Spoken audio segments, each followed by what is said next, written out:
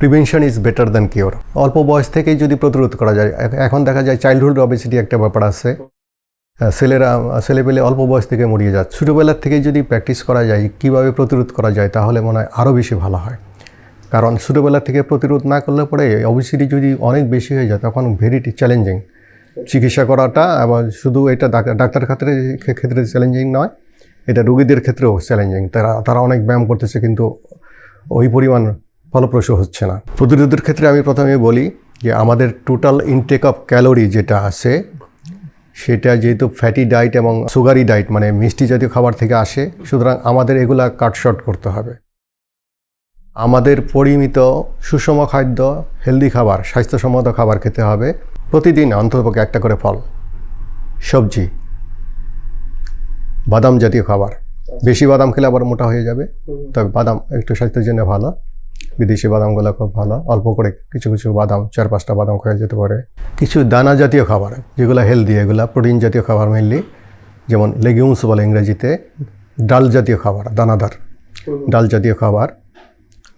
আর আমরা এখন প্রোটিন জাতীয় খাবার আমরা কিসের থেকে পেতে পারি? মাছ, মাংস, সাদা মাংস, আমরা চিকেনের কথা বলছি, লাল মাংসটা আমরা অ্যাভয়েড করব। আর যদি আমরা শর্করা খাবারের দিকে আসি তাহলে সাদা রুটির পরিবর্তে আমরা লাল চাল ইউজ করতে পারি, লাল রুটি অথবা ব্রাউন ব্রেড যেটা বলে ইংরেজিতে, এগুলো খাওয়া খুব ভালো। অথবা ওটস খেতে পারি, শর্করার আরেকটা বিকল্প হচ্ছে ওটস, এগুলো খুব ভালো। কিছু প্রসেসড ফুড যেগুলো দোকানে পাওয়া যায় কৌটার মধ্যে, ক্যান্ড ফুড, কারণ এগুলোর মধ্যে অনেক প্রিজারভেটিভ থাকে, সল্ট থাকে, এগুলো কিন্তু মোটার কারণ। বাইরে তৈরি খাবার এগুলো অ্যাভয়েড করা উচিত। কিছু হ্যাবিট সম্পর্কে বলি। আমাদের সকালে ঘুমে থেকে উঠেই 2 গ্লাস পানি খাওয়া উচিত।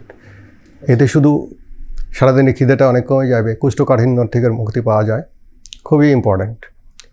সকালবেলায় অফিসে বা কাজে যাওয়ার আগে অবশ্যই আধা ঘন্টা এক্সারসাইজ করে নিতে হবে। আধা ঘন্টা এক্সারসাইজ মানে বিভিন্ন ধরনের এক্সারসাইজ হতে পারে। কেউ যদি একটু জোরে হেঁটে নেয় আধা ঘন্টা, অথবা সুইমিং করতে পারে, সাইক্লিং করতে পারে, বাসায় ড্যান্সিং করতে পারে, দড়ি লাফানো, অনেক ধরনের ব্যায়াম আছে। এটা ইউটিউব থেকে দেখে নেওয়া যেতে পারে। যার যেরকম সুবিধা এটা এগুলো করে নিতে হবে। কারণ হয় কি, অফিস থেকে ফেরার পথে, কাজের থেকে ফেরার পথে বডিটি পারমিট করে না, মানে তখন চাইলেও আর ব্যায়াম করতে ইচ্ছা করবে না। কারণ বেস্ট টাইম হচ্ছে এটা ব্যায়ামটা করে নিতে হবে। ঠিক তেমনি অফিস থেকে ফেরার পথে বা কাজ থেকে ফেরার পথে, ধরুন আমরা গাড়িতে আসছি, গাড়িটা 1 মাইল বা আধা মাইল দূরে থামিয়ে দিয়ে বা নেমে গিয়ে বাকিটুক, এটাকে বলে obligatory walking, obligatory weight loss, মানে এইটাতে ওজন কমবেই।